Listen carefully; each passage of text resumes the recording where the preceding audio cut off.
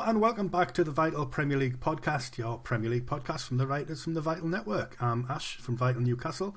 As always, I've got Liam from Vital Everton and we've got Crippy from Vital Man City. How are you doing, boyos? Very well. All good. Good. Right, we've got loads to get through tonight. I will start off by saying I haven't had any sleep for 2 nights, so if you see me yawning, it's not because you're boring. Sorry, it's not just because you're boring. So, as always, we'll start off with the results from last week's predictions. Obviously, it was just me and Liam last week, but we had 2 rounds of fixtures to get through. We can ignore the midweek. To be honest, we did better on Saturday than we did any other day of the week. We have to mention your prediction, though, of Villa losing if Gerrard was still in and winning if he was gone. That was a damn good call. But I bet nobody saw 4-0 coming, though.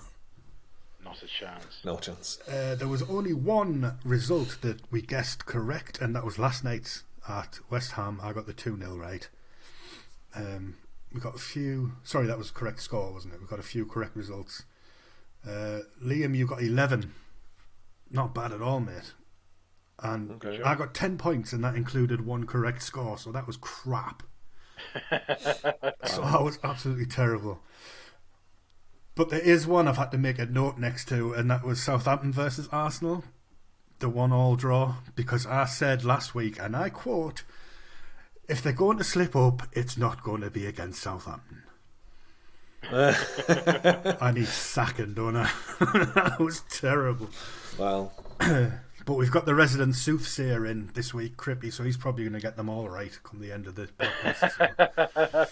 We'll see. When you got these 7 in a row the other week. That's I should have put money in it, shouldn't I? I'm sure. I honestly didn't think you were going to get any wrong.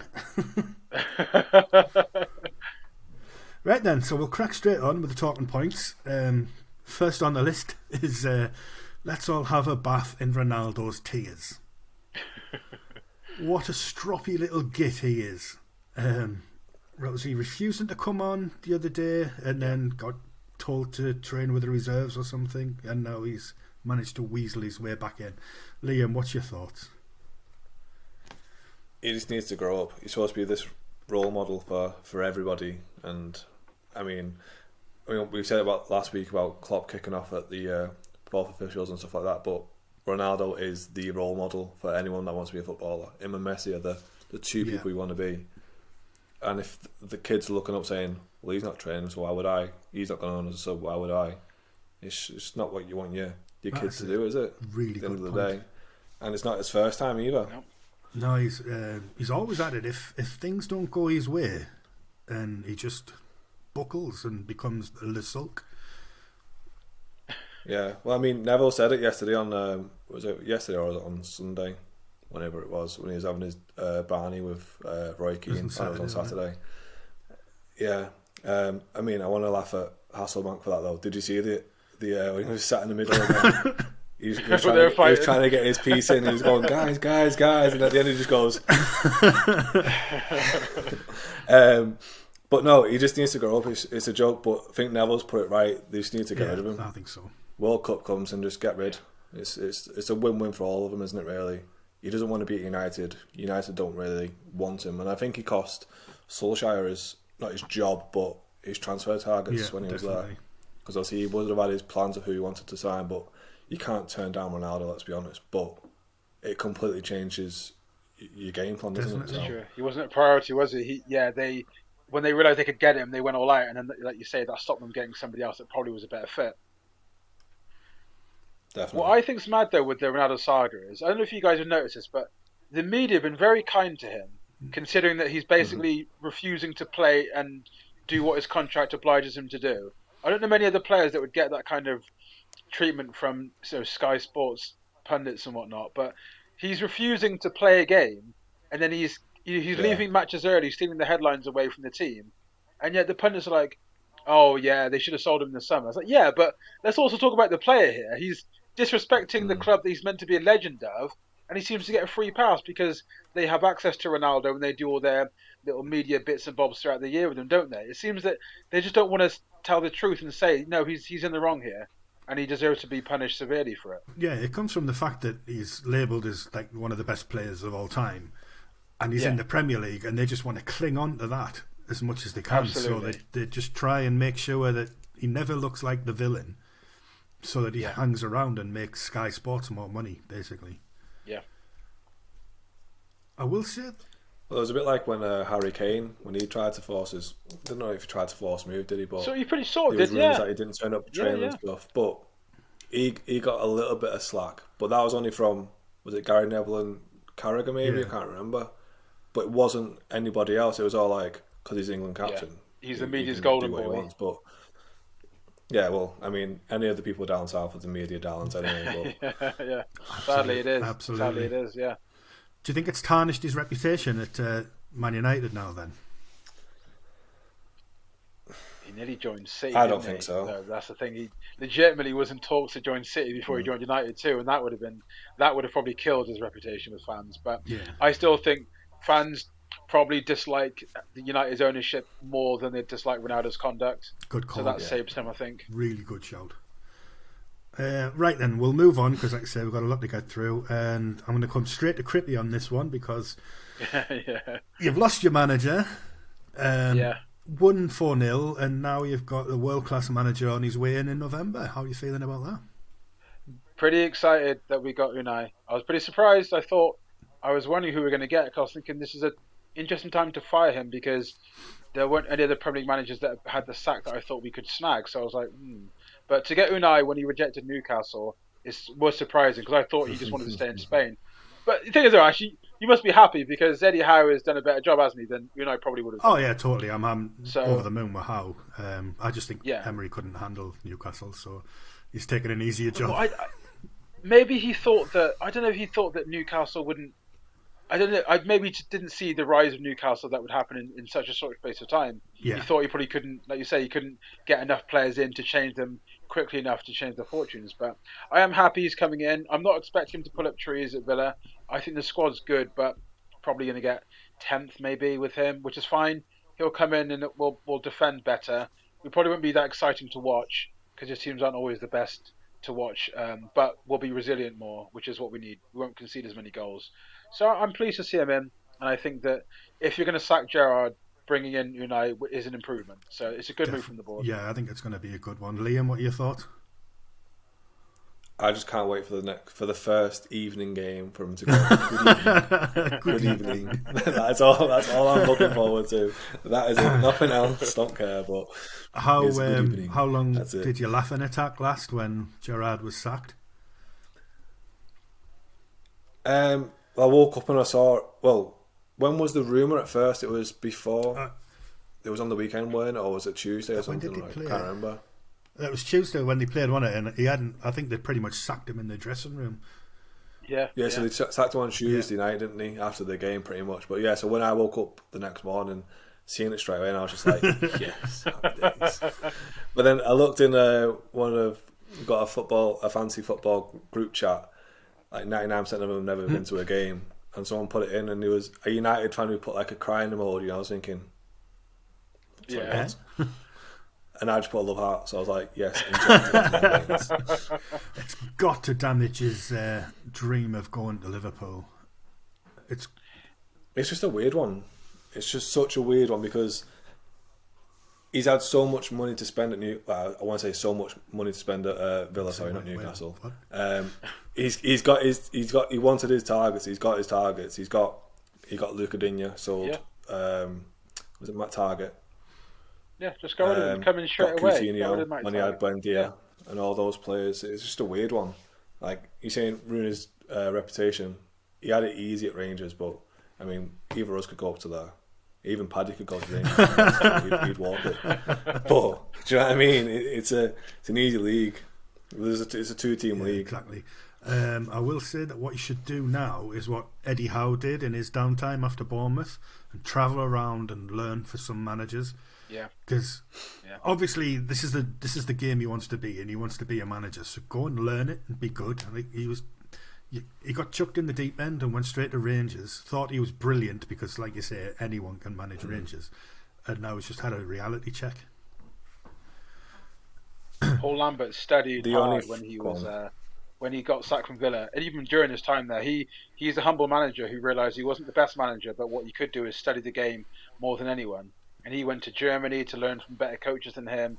And like you say, if Gerrard does that, he can come back. But yeah, he was fortunate to get the Villa job, really, when you think about it. I don't think the next Rangers manager would be signed on to get the Villa job, would they, if they won a title? It's because it was Gerrard and they wanted to use him as a stepping stone to get the Liverpool gig. And they've realised that it's not that easy. Just because you want it to be like that for his career, it doesn't mean he'll succeed. The Premier League will find managers out. So it'd be interesting to see where he goes next from this. Exactly. And again, it's proof that just because you're a good player doesn't mean you're a good manager. No. Well, not without going and learning the craft. Who said he was a good player? Oh, man, even you can't deny he was decent. I can and I will. Some more managerial pressure and shenanigans. We've got Leeds. Marsh, he's got to be under pressure now. They're on a massive downward spiral. Big trouble. If only we could have had Andy on and he could maybe shed some light on it from a Leeds perspective. But Crippy, what's your thoughts on this one? They haven't won since August. I don't think Leeds in any competition, and they've dropped points to Everton, Villa, Leicester, Fulham, all the teams that have been not at their best this season as well. So who can they beat if you can't beat those teams around you and in that mire as well? It's really bad for them. They've got a tough run of games coming up. They got Liverpool and Tottenham, I think, and Bournemouth as well in the middle. So they could legitimately be bottom of the table by the time the World Cup break comes around, if the worst comes to worst. And that'll be Marsh gone, you would have thought, wouldn't it? I think he should be gone before then, to be honest. He probably is on borrowed time now, isn't he, to be fair? What were you thinking, Liam? Well, I think how Villa have gone about it, they were saying on TalkSport before, the reason they got Emery in now, he's got a couple of weeks to see his squad, who he knows he can trust, albeit 2 weeks or so, but who he knows he can probably rely on, and he's got the World Cup to scout any more players or positions and stuff like that. And then obviously he's got the January transfer window pretty much straight away, hasn't he? So he knows who he can ship out if he doesn't want them or things like that. But to four losses in a row for Leeds. But I was saying it before off air, Sean Dyche should take over. Brexit football. It would suit Leeds down to a T. 4-4-2, proper Brexit football, get the fans behind them, and it's the only way, because I can't see anybody else really going there, unless they for some reason got Bielsa back. But it wouldn't surprise me if they did, but I just can't see it at the same time. I'm not sure whether they'd go back. No, I think their next appointment will be Continental again. That's clearly the road they want to go down when it comes to managers, but. You think Nottingham Forest are bucking their ideas and now picking up points. If they then better Leeds result on the weekend and they overtake them, panic sets in, doesn't it? I mean, Forest have got a tough one, though, haven't they? Arsenal, yeah, and it's at the Emirates. Well, I mean, yeah. They had a tough one on the weekend, apparently, as well, didn't some they? people reckon. Yeah. Past that one. Leeds are away to Liverpool, so that's both teams there are gonna but like you said, Forest are picking up points. Leicester have started picking up points. It's not looking good for Leeds at the minute. They need to do something. Another weird situation with managers is Wolves. Didn't they approach was a QPR's manager, Michael Beale? Yeah, and he wouldn't even talk to them. But I like that. I think that's great that he values trying to take QPR up rather than the reality of you going to a Premier League club probably lasting a year, because if they're not happy with how the team are playing and results, you get the boot. Like Lager did, wasn't it? Yeah. He was meant to be a sort of a longer term replacement for Nuno, and he's already had the can. So it's I really respect. I know QPR fans must absolutely love him for that. He said, "No, I'm going to stay here. I want to get this job done at QPR rather than do too much too soon in my career," because I guess he understands what level he's at as a manager, and he feels that this is his level, and that if he went to Wolves, it might ruin his reputation if things didn't go well. So I really respect that. Definitely a clever decision for him, but what does that say about Wolves, though, Liam? Well, it does say that, but again, like Rippy said, I like it because it shows his dedication to the cause. You don't you don't really see that as much now from managers. Again, I'll always link it to obviously when we had Moyes. He was in the final 6 months of his contract, offered him a new one, but he was having meetings with Fergie, and Fergie was like, "Don't take a contract, we'll get you in the summer." So we lost out on compensation, but obviously with QPR, I don't know how they're doing in the league. I'm not gonna lie, I've not got a clue. But there's a chance to come to the Premier League.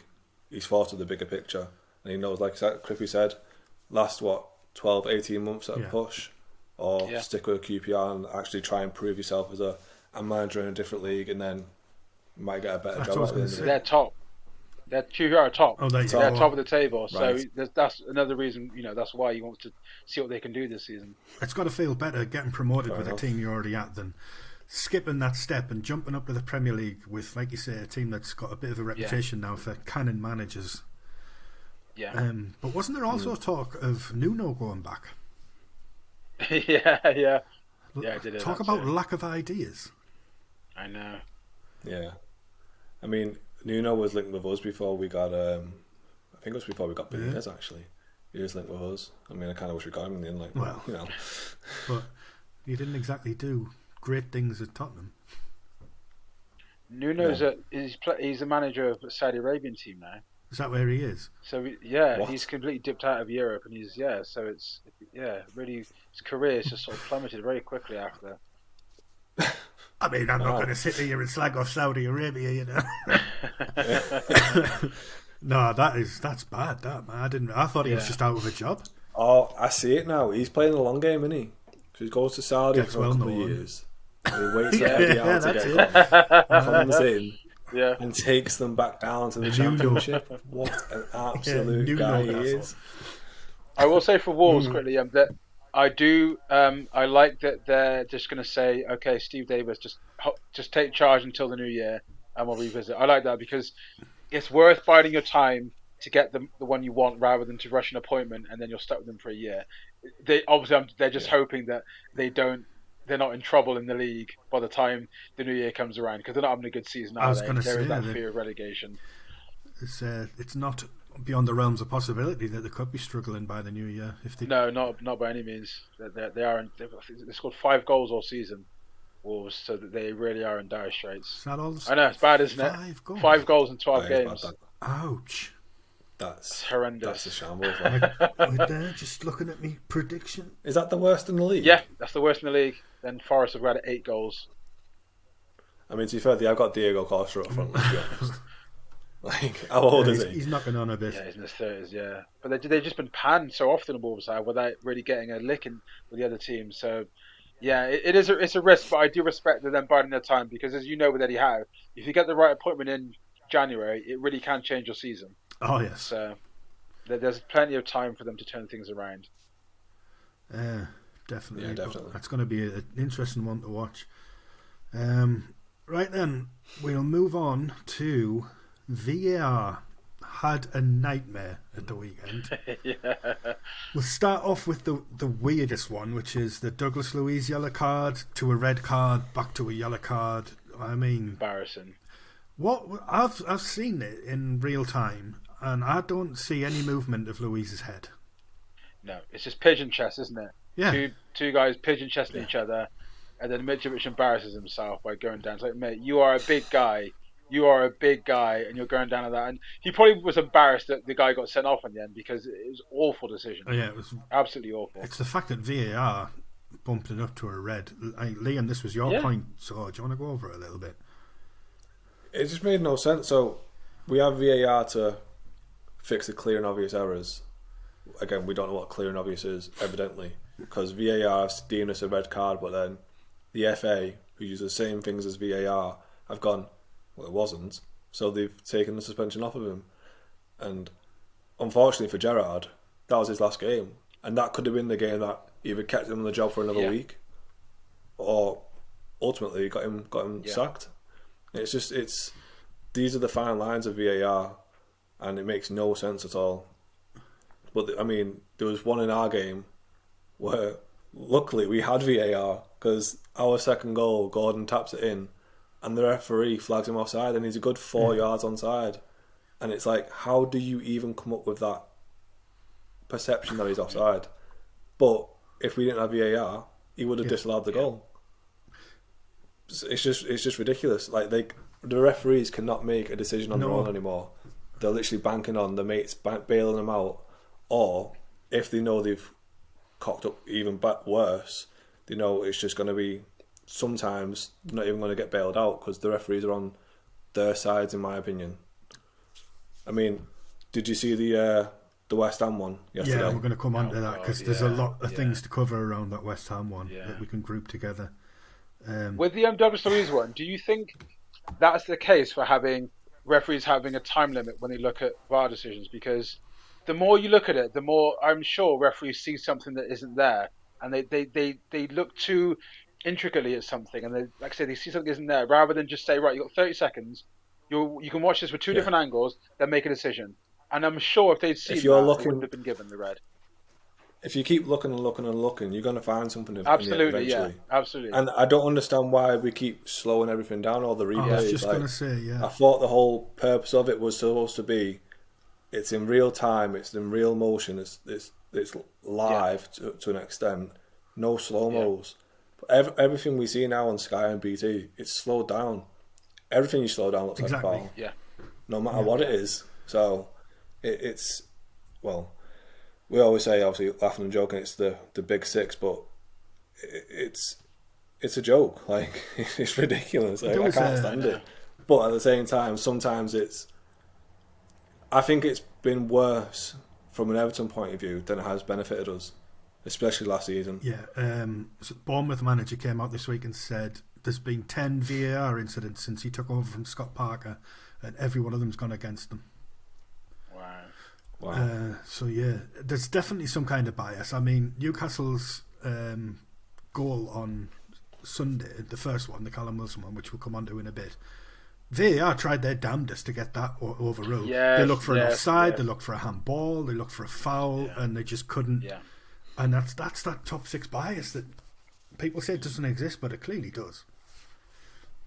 But it was a foul, though, weren't it, Crippy? You have to admit it. Foul. It's you know that it was when Lloris got up so quickly, and then was like, you could see how embarrassed he was that he went down. It's like, mate, you know what? Like I am, I'm a striker, so that thing does happen when you challenge for the ball, then someone bounces into you, but the force wasn't there to knock him over. So I'm actually glad for a change that the ref. I know VAR tried to overturn it, but I'm glad the ref said no, that's a goal. Yeah, because a lot of times keepers get too much protection. When they come flying out of their goal, they make a mistake and then they go down hoping the ref will back them. And I'm glad that one didn't. I was saying to Liam before we came on, I saw it again today, and there was like almost a second between the clash and Lloris falling over, as if he thought, "Oh shit! If I don't go down here, he's going to score, and I'll not get the free kick." Yeah, and then absolutely. It all went against him. He tried to buy the foul, and he ballsed it up and completely. So there was also another incident which will come on to the West Ham one now on the handball thing. Obviously there was two in that game. One went for them, one went against them. How that second one was not picked up as a handball, was it the second one or was it the first one? Yeah, the cross. So the first one volleyball. Was the volleyball. He spiked it like a volleyball. Yeah, ridiculous. Absolutely ridiculous. How have they not seen that? How have they let that go? The amount of times they looked at it. Liam, take over before I gone mad. And they've slowed it down, and it makes no sense at all. So how can they say and justify that is a natural he fucking caught it for his arms to be together? Exactly, it's a weird one. But then later on for the penalty that West Ham got, when you slide in as any footballer, you don't slide in with your arms by your side. I think it was a harsh penalty. I'm going to be completely honest. I think it was a harsh penalty. Like, it's literally on the edge of the box. I can see why it's been given, but for them to give that as handball and not to give the other one, it makes no sense at all. Completely agree. So it's either handball. That's what they need to decide. Why I'm getting touches so the arm, it's handball. The reason I'm getting so wound up about it is because that one was given as a handball. Exact same thing happened on Sunday at Newcastle. Joe Linton had the ball back to Callum Wilson, and it came off Emerson Royale's hand, nothing given. Fair enough, sometimes they are, sometimes they're not. But if that one last night was handball, then ours was. Because if his hand wasn't in the way, regardless of whether it's too close for him, his arm was away from his body, it hit his arm. If that wasn't there, that ball falls to Callum Wilson's foot and it's a goal. Yeah. So it's the lack of consistency that pisses me off. Completely agree. Yeah. Well, I honestly don't know what they saw with the first one, because I remember a point where they were giving every handball, they were saying, right, we need to stop the discrepancies now, just give them more handball. But yet that one seems so obvious to everyone that's seen it. Like I say, he's like cupped the ball almost. That's it. I don't know how they would let that go. He directs, he turns, so he directs it Yeah, with his yeah. arm. It's so obvious, and it's like, I mean, obviously they went a bit daft. Was it last season or the season before? Season before, when if it touched any part of your arm, it was a penalty. They were giving it like everything. Yeah, Newcastle benefited from one of those against Tottenham, and it sent Mourinho down the tunnel early because he was that pissed off. And I get it; it was the most ridiculous decision. And now it's like they've gone the other way. Like they don't know what they're doing anymore. It's so bloody infuriating. What else have we got? There's more VAR shit. Chelsea's penalty. Yeah. Whose was I thought this? that was obvious. Yeah. I thought it was fine. Yeah. So I completely agree with it, but again, consistency, because that happens in the box every single game. Without fail. There's someone getting pulled down, and I think in the past 2 weeks, 2 have been given them, to be fair. So obviously the Chelsea one, and was it Forest or Bournemouth the week before? I think it was. Sure. Someone got given a penalty for something similar. Mings had one because he was being. I think it was against Fulham, was it? I can't remember. He was being pulled in the box, and that was given for shirt pulling as well. So that was the right decision. You know, it should always be given. But it's again consistency. Like we had it last week. It's a foul. Last week, someone was trying to swap shirts with Dan Burn, and nothing was even given. I don't know, like you say, consistency, and VAR's there. That should be able to look at that and go, there was a massive shirt. They're so easy to decide against, aren't they? Yeah. So easy to see. Like, there's no consistency with that. There's no consistency with when and how VAR get involved. And then when they do get involved, like the Douglas Luiz one, they still get it wrong. What's the point? Yeah, well, not so with the Chelsea one, obviously, they got the penalty, but in the game before at the Arsenal, Jesus, the same thing happened to him and they didn't give him a foul.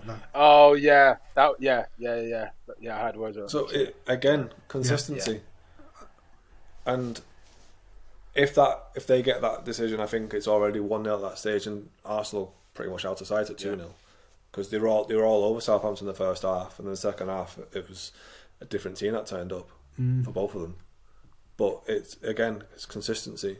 Again, like we say all the time, we see each week, every single game, there's someone's getting pulled down in the box and they don't give it.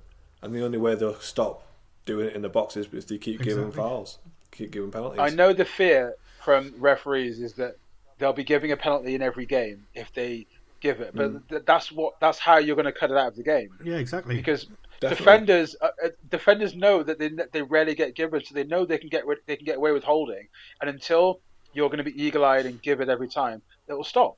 Of course, it's like with dissent. When referees started booking players quickly for dissent, it temporarily stopped. But when they don't do that, that's when players again realise, they're being lenient on us again. We can start chatting back to the ref again. Yeah. So, it's, like you say, consistency throughout the season, not just for the first few weeks when the new rules come in. It's throughout the whole season with every team, indiscriminately. Yeah, like I say, it'll happen. They'll give penalties every game, but it'll last 3 or 4 games. And then it'll come out. Yeah. Like we said it last week about the Man United crowding the referee. That needs stamping out. Yellow cards for all of them. Job done. Yeah. Yeah. Although they did get charged by the FA for that in the end. Oh, did they? Yeah. I mean, I was looking for because I did an article on it, obviously, and looked back at Man United, and they were charged in February for the exact same thing. It's like... How much were they charged by? The one in February was 20 grand. Yeah.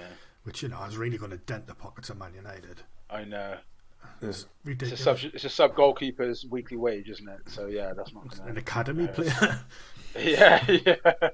Literally, we've just signed an 18-year-old from Australia, and he's on 25 grand a week now. Yeah. Well, he will be when he joins in January. So yeah, academy players are on that now. It's ridiculous. Right, what we've got? We've got Haaland on the list again, lads. He's only gone and equalled Kane's 37 game tally of last season with 17. Insane. Not human. Not human. I don't even know when we play them. I honestly don't think he can be injured. He's not human.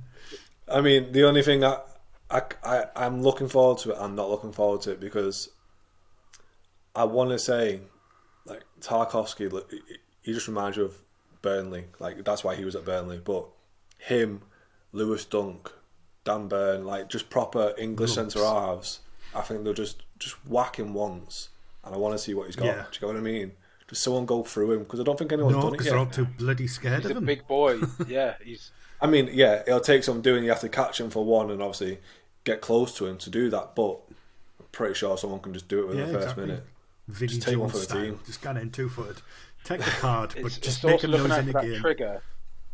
When De Bruyne has the ball, he's already running. It's even before he collects it, he's already gone. And defenders are getting caught out by that at the moment. But I do think the second half of the season will be different because the teams are going to study hard and they're going to work out eventually his movement patterns and whatnot. It always happens. A new player comes in, they're sharp, they take the league by storm, and eventually teams catch up. He'll always be a threat because he's big and strong, good in the air. His reaction time in the box is absolutely insane. The way he can pull a defender in and out to get by himself 5 yards of space is incredible. Legitimately one of the best I've seen at that. Yeah. But yeah, I do. It might take a few months for teams to work him out, but eventually they will find a way to just cut off that service. That's the key, isn't it? Because if he gets the ball to his feet, he's always going to shoot. He doesn't want too many touches around the box. He doesn't really like to play football with the ball. He just knows he'll run off the man. He wants space and to shoot. That's what he's good at doing. Because he can have 10 touches in a game and then come away with a hat trick. So you can think we've done a good job here. The most frustrating thing is the one game he hasn't turned up at was, of course, at Yeah. Of course it was. Like the one game, like everyone, apart from Liverpool fans, wants him to turn up in, and he doesn't do it. The thing is, like Crippy is saying there about people will work him out, but does it even matter? Because he's so bloody good. I know. Yeah. Like you say, the ball hits his feet and it's game over. Yeah. He's just a. He doesn't. That's the thing. So many strikers don't back themselves, even not and just forwards in general. They want an extra touch in the box. He knows what he can do, and he knows if the ball comes across him, he'll just put it in straight away. So it means you've got to be so tight to him. But then even if you get too tight, you'll bounce off him because he's so strong. So it's so hard to know what approach is best to stop someone like Haaland. He's just frightening. Does my nut. Right then, Liam, you set us all a challenge this week, mate. Can you talk us through the challenge? So I wanted to know our 11s each without the top six. So our perfect 11 without the top six, but you could only pick one team each. Right. One player from one team sense. out of the remaining 14. Yeah. And obviously you don't mean top six as in how it stands now, you mean the Sky Sports 6. Big six. The Sky Six. Yeah. The Sky Six, yeah. Because, the top six as it stands, I don't know if Newcastle are, but I think they are. Right. So, is your challenge? Do you want to kick off with your goalkeeper? So it was 4-3-3. We all went 4-3-3. So, my keeper was Martinez from Villa. Good shout. Crippy, who have you got? Yeah, Martinez as well, of course. Oh, I nearly went Martinez, but I went Sanchez. Yeah. Brighton. Yeah, he's good. Yeah. I literally had both of them as well. Yeah, I was 50-50.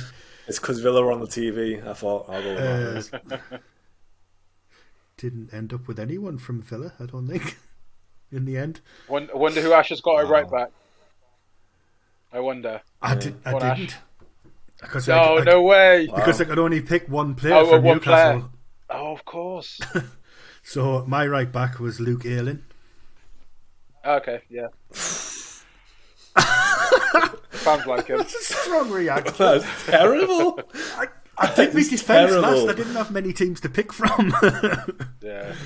Well, Mine's Trippier. Yeah, well, that's a no-brainer. Yeah. Trippy. Yeah, mine was Trippier as well. You two been looking over each other's shoulders. Got the same team. Well, I do think there'll be a few discrepancies because obviously the one player from one team thing. So I think there'll be a couple we'll swap around. But we'll see. It's going to be pretty similar. Right then, centre back. Kick us off, Liam. I'm going to tell you both centre backs. So Tarkowski and Dunk. All right, Trippy. Well, I've got Tarkowski, but I had I had Fabian Schär, and I realised I can't have him in because I got Trippier. So I'm going to have to think about that one. No, you fucked that up then, Crippy. Completely. So go on, who are you going to pick then? Quick one. I don't know. Tarkowski was definite. Yeah. I'm stumped. I'm gonna have to come back. I'll have to might steal one of Ash's. Other thing. Well, I've also got Tarkowski, and I've got Aya from Brentford. So I can't even have Craig Dawson because I've got Rice in midfield. Ridiculous. You've properly outdone yourself here. Complete brain freeze, yeah, completely. This is where it all went tits for me because I had left back was the last one that I picked, and obviously I only had like 2 or 3 clubs to pick from. So I've got a right back at left back, and I've gone with Serge Aurier. Yeah. Okay. Didn't get as bad a reaction as I thought. Liam, who have you got? No, it's hard. You have Liam. It's hard. I'm just confused as to why you picked Serge Aurier. So you looked at Forest and you went, right, I'll pick their right back instead of their left back, Renan Lodi. Shit. I forgot they had... Because that's who my left back is. Lodi. Shit. Yeah. That's what... Yeah, me too. So I did have at first Mitchell from Palace, but we'll probably work out who I got from Palace. I bet. But I went with Renan Lodi. Can I change mine to Lodi then? Because I totally forgot they had him. Is that who you've got as well, Crippy? Yeah. Because I had Ashley Young, and I was like, no, I've got Martinez. I keep on getting double players in, so I had to take him out. I can't believe how similar your teams are. That's ridiculous. I'm telling you, Soup's here. He's fucking psychic. Right, we'll go with midfield. Kick us off, Liam. Yeah. So I've gone. I'll say all three midfielders then. So I've got Ruben Neves, CDM, Ward-Prowse, and Maddison. Good shout. Crippy. Yeah. I went for Rice, Maddison, and Neves. Ooh. I know Maddison's a bit more advanced, isn't he? But yeah, I went for those 3. 100% he's been hacking your computer. Very weird then. Oh, I wonder who's... Go on, Ash, you got to do yours, but I can't wait to hear I've got Rice, like everyone. Ward-Prowse, and of course, fucking beautiful Bruno in the middle. Yeah, I was upset to not be able to include him, but I thought Trippier is probably one of the best right backs in the league right now. It was a coin toss between them two for me, to be honest. Yeah. And who's your forward line? So I've got Bowen, Mitrovic, and Zaha. Very good indeed, Crippy. The thing is, I obviously Mitrovic isn't really a surprising pick because he had a great season, right? But I'll change it just to be different. I'll have Ivan Toney. I literally had Mitrovic as well, so Ivan Toney up front. So I was going with Toney, but then I thought, nah, Mitrovic is just a bully, so I want him instead. Yeah, so I'll go Toney, and then I had Zaha on one side. My left side's going to be controversial. Go on. Put Leon Bate. No, I can't even. It's a Villa. This is ridiculous. No way. This is ridiculous. You've had the stinker, you ain't. Because I had Miggy, and I was like, I can't have Miggy because I've already got Trips. Crippy's forgot how many teams are in the league. I even knew the rules, and I still botched it. So I went with Zaha, Mitrovic, and Maddison. Okay. I put Maddison a bit higher up than you two. But I think there was a lot of crossover there, wasn't there? Yeah, I mean, I thought there would be a hell of a lot of crossover. When you pick on one yours. player, mine's ridiculous. I'm picking the same players from the same team. Absolutely ridiculous. Well, you're playing with 10 men, aren't you? Could I put Trossard on the other flank then? I haven't picked a Brighton player, have I? Yeah, Trossard's a good shout. Trossard. I'll put Trossard in there. And now you just need a centre back. Yeah. I'll just come up with one randomly as we're doing the pod, like, before we Did you copy a lot of people's homework at school by any chance? If I had done, I failed it. I wasn't very academic at school. Needed better mates. That's what you needed. I enjoyed that challenge, Liam. See if you can get another one going for next week, because that was class. Yeah, that was hard. That was hard. We'll move on to score predictions. Thankfully, not as many to do as last week. They're all quite bunched up. Saturday and Sunday, nice and simple.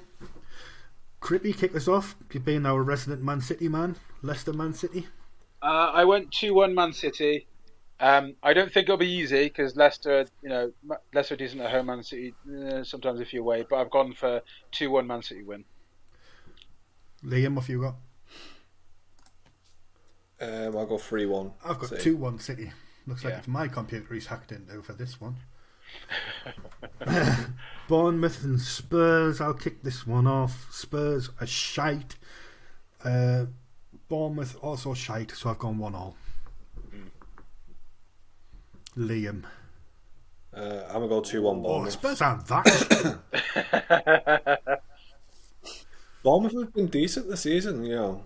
They've done all, I mean, I don't know if they got beat by on the weekend, but they've been alright at home. Crippy, who have you got? I went 2-1 Spurs. I know, because Bournemouth have also been bad at the same time as Spurs, and Bournemouth aren't really that good at home. They've won 2, drawn 2, lost 2, so they're not terrible at home. But I think Tottenham should probably be getting results against Bournemouth, if they want to do something this season. Gotta be honest, I think for me it can go one of two ways, and I've gone for the draw, but the other one is Bournemouth get absolutely pasted. Yeah, I think Spurs are that kind of team. They'll have a little run of form and then they'll just batter somebody and get it out of the system. Brentford Wolves, Liam. I'm gonna go 2-1 Wolves. 2-1 Wolves. Wolves who've scored 5 goals all season. Yeah, bagging them to get. All right, Crippy, what have you got? I went 2-1 Brentford. Oh, that's a good one. But it was a bit bold because it could be a draw. But I thought, okay, let's go because Wolves, they struggled away. So I think Brentford might have enough to do so. Right, Wolves are struggling in general, and that I don't know why I've got them to win. I've got them to win 1-0. But I didn't know about the fact that they only scored 5 this season, so I'm not confident on that one anymore. Brighton versus Chelsea, that could be a good game, given the whole Potter thing. Crippy, kick us off. I went 1-1. I'm giving Brighton some credit here that they can hold Chelsea. Just because Chelsea haven't been incredible away, I think maybe Brighton will give them a hard time, so we'll see. Right, Liam? I'm going to go Brighton 1-0. Yeah. Trossard's going to his goal at the weekend. What keeper doesn't save that, by the way? He pelted it from outside the box and it went in at the near post. The keeper should have had it covered all day. It was mint. Don't get us wrong. I do remember that now, actually, yeah. Keeper worth his salt should have had that. I'd have caught it. Look, I've got Chelsea 2-1 on that one. Yeah. I do think Brighton will give them a good game. Yeah, same. Palace, Southampton, another one for the Bucks. Liam, what have you got? Palace 2-0. Palace 2-1. I've got them 1-0. So we're all agreement that Palace should turn them over. Yeah, Southampton aren't that good, are they, away? So I think I'll do them. Should do. Crippy, I'll come to you on this one first, mate. Newcastle versus Villa. Because Villa obviously had a good result, I think I've gone for 1-1. I'm not expecting to win at St James's. It's not going to happen. People that are saying it's going to obviously it's a great game because there's a lot of banter between Villa and Newcastle fans now with Unai Emery and all that kind of stuff. But let's be realistic. Newcastle are miles better than Villa right now, and I'll take 1-1. So is that a confident 1-1 or just I'll take? No, it's not a confident 1-1. If I wasn't a fan, I'd probably have us to lose narrowly, but I'll go 1-1. I'll be optimistic. Fair enough. Liam, what's your thoughts? You're not going to like you it. Anyway, so... I'm going to go 3-1 Villa. Fuck off! I don't know why. You see it. See, I think that Villa. result, that 4-0 was just an absolute fluke. It was the bump you get when a dark cloud lifts.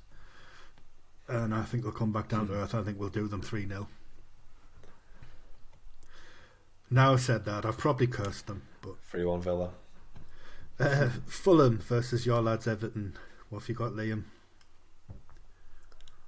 See, now that one's a 5:30 kickoff. You know what I said about the home teams under the lines. You're not backing them. But Fulham did win at Leeds, though. Just want to throw that one out there, 3-2. But I'll take a 2-2 draw. Good I reckon. shout. Crippy, what have you got? Yeah, I went 1-1. Because Fulham always concede, don't they? Everton aren't, and Everton have a decent defensive record, so I think 1-1's fair. Yeah, probably. I want to change mine after your fucking Newcastle thing. But I'm going to stick with it. And I've got Everton to win 2-0. Okay. Yeah. 2-0, take that. Marco Silva will make us happy again. The way that they're playing at the minute, Everton, I think they're on the rise. Speaking of teams that we thought were on the rise but actually aren't, Liverpool versus Leeds after their defeat to Forest. I've got them to bounce back with a 2-0 win. Liam, what have you got? I think they'll absolutely batter them. You reckon? 5-6-0. Yeah, I'll go 5-0. Must have Don't hurt. want to make Andy cry, but it's Liverpool. I'm used to it. Crippy, what have you got for them? Yeah, I went 3-0. I think Liverpool are going to put them to the sword. Yeah, I think it's pretty obvious. I think Leeds are a bit shit at the minute. Right, that's done for Saturday. So if we move on to Sunday, we've got Arsenal versus Forest. Forest who just beat Liverpool. Crippy, what you got? I think Arsenal are going to turn them over, to be honest. I think 3-0 Arsenal. Arsenal at home, Forest aren't good away. Yeah, they had a good result, but I think that's just going to be an outlier. I think, 3-0. You in agreement, Liam? I'm going to go 2-1 You think Arsenal. we'll put up a fight? I think it might be. I think they will. I don't know. I just feel like they've got that little bit more belief now because they did very well against Liverpool, really well, like defensively, but, and they Alisson kept him in a little bit as well, some saves. But one thing that annoyed me, I said Brendan Johnson. I said I liked him, but how is he missing an open goal? How? I mean, I know it's the last minute, you're 20, 30 yards out, but it's an open goal. You're a professional footballer, you're a striker. Maybe I hit the ball straight, target. I agree. It shouldn't be the hardest thing in the world for professional footballer to do. Yeah. I've got Arsenal battering them. I mean, I think 4-0. Yeah. I've gone with a 4. And Man United West Ham's the other Sunday fixture. Liam, kick us off. I hope United beat West Ham. This is just purely for Eddie, if he actually does listen to this. I hope they absolutely batter them. Because this morning he's coming to work, giving it the big one. Oh, Everton are going down, West Ham are massive, blah, blah, blah, blah, blah, because they've won a game. And when I was like, oh, it was handball, I was like, no, it's not handball. I was like, oh, okay then. So I'm going United 4-0. United 4-0. That's a score a born out of spite, that. Crippy, what have you got, mate? I went 2-1 Man United. I think West Ham are bad away from home, so I can't see them doing much. And I think they've had a long history of just always getting turned over at Old Trafford, haven't they? So, 2-1 United. I've got 2-1 United as well. But after Liam's mate saying that wasn't a handball, Jesus Christ, I'm going to make it 3-1. I'm going to put some spite on it as well. It was ridiculous. Come on. I couldn't believe it. Did he justify it in any way? Well. I've no words. Nah, because you can't. He didn't. He just said it wasn't on ball. You can't justify it. It was as clear as day. Well, I mean, his glasses only have one leg on him, so he's always breaking them. So I don't know. He might not have his glasses on yesterday when he was watching. So. You should get him a monocle. Get him 2 monocles. Right, I think we've done all right there. We've managed to come in under 50 minutes. I'll still leave the thing that we left off. We've got another thing that we'll come on to, but we'll put that on next week because it's just a petty gripe of mine. But I do want to get it off my chest at some point. So if anyone else has got anything else they want to bring up before we go? I just want to talk about Everton because those 3 goals that we scored on the weekend were just class. Like, if that was Barcelona or City, there'd be a Sky Sports documentary about them already. I've got to give credit where credit's due. So the first one, Calvert-Lewin winning the ball back, and then the Bergkamp-esque touch around Gayu sent him to the chippy. Oh my god! I mean, the keeper probably should have done better with the shot. Then the second goal was, well, I said it was like Barcelona. Well, I sent you the clip literally a couple minutes ago with the turn. That was just class. And then the third one, the will be back heel. I think I messaged you, didn't I, at the time, and said that third goal was just a work of art. It was just class. And I'm so happy that it's come out because, especially the second one, everyone was giving. Obviously, there was always the Gerrard Lampard's comparison, but Gerrard ball got him sacked. Lampard ball. Do you think is this the turning point now for Everton? Do you think, Liam? Well, so we lost 3 on the bounce, right? We've lost 4 games all season. We lost at home to Chelsea 1-0 to a penalty. We lost away at some team up north who haven't lost. When was the last time you lost at home, Ash? Last season. I can't even remember. Newcastle had 1 defeat all season. A long time ago. They're really on it this season. Yeah, but it was. I think Liverpool were the last team to take points at St James's Park. Probably, yeah. We lost at home to United 2-1, and we lost at Tottenham. No shame in that. Again, even the Tottenham game, we had the best chances to win it. So we've lost to the teams that I'd say I expect to get beat by in terms of the home form.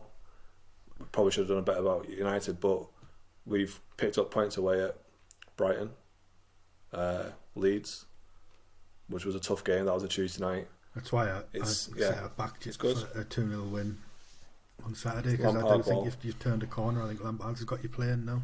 Well, 1 more win and Everton in the top half, so panic station's over, isn't it, really? You know. Well, hang on, are we not top half? You're 12th, I've got it on here, I think. But one more win and you will be. Yeah, Brentford. What's we were top half on Saturday anyway. Why do you put that on? They're 4th and they're good value for it, aren't they? They're really good value for it. I just wrote an article on it today whether we can stick it out at the end of the season. I'm not naive enough to think that we'll be there come May. I don't see why not. I think we'll be there or thereabouts. It's always the squad depth. I think I said in the last pod I was on, it's always just the bigger teams always have more players they can rotate when injuries strike. And do Newcastle have that depth of squad when the big boys get injured or have to be rested? Can the second player step up? That's always the difference. Exactly. That's a shame because you'd always start well. The squad's fantastic when you've got your best players fit. No doubt they can challenge anyone in the league, but it's just lasting through a 38-game season is hard. It's hard work. That's exactly what I said. A little injury cluster like we've had at the start of the season, and then we're knackered. But if we're there or thereabouts come January, I think they'll throw money at Eddie Howe and just say, right, we're halfway there, go for it. So what do you reckon you need to buy in January? We need another winger. Although obviously Almiron's come good all of a sudden. But the Mummy's always injured. St. Maximin, he comes out covered in bandages. He's always injured, so we need cover for that. And another centre mid. Is there anyone that you've been linked with? Or? My big, it just whatever happens, go and get Maddison. And today we've been linked with Leandro Trossard, which is sweet. And Tielemans is one, yeah. Do you think Newcastle need to make a difficult decision on Callum Wilson as well, Ash? Because as good as he is, you can't have a player that only plays half the games a season, can you? If you want to stay up there, if you want to be up there. Works. Yeah, I think things have already begun with Callum Wilson. He's been given a new contract, and part of that contract is to look after the kids strikers. So I think they're already trying to move him into coaching, knowing full well that he doesn't have a full season in it anymore. It's a shame. He's a great striker. It really is a shame. One of the best British strikers out there, isn't he? But yeah. just so absolutely dodgy. The back of the net but we've got Isak, so Oh, it's he'll true. Yeah, be the that's not bad, talisman man. going You're forward. right. You're right. Yeah, it's just typical Newcastle. Look, we get three. Get a mint player, get 3 games out of them, and then we have a session on the sidelines. Anyway, we'd better wrap it up. So, are we all back next week, lads? Yep, should be. Yeah. Brilliant. Get another challenge worked out, Liam, and we'll crack on with that. I like it. I will do. I'll think of a quiz question this time Nice. instead. Right then, gents. I'll see you next week. And for everyone listening and watching, thanks for listening and watching. And click them likey, followy buttons and things like that. And we'll catch you next Wednesday. Cheers. Cheers.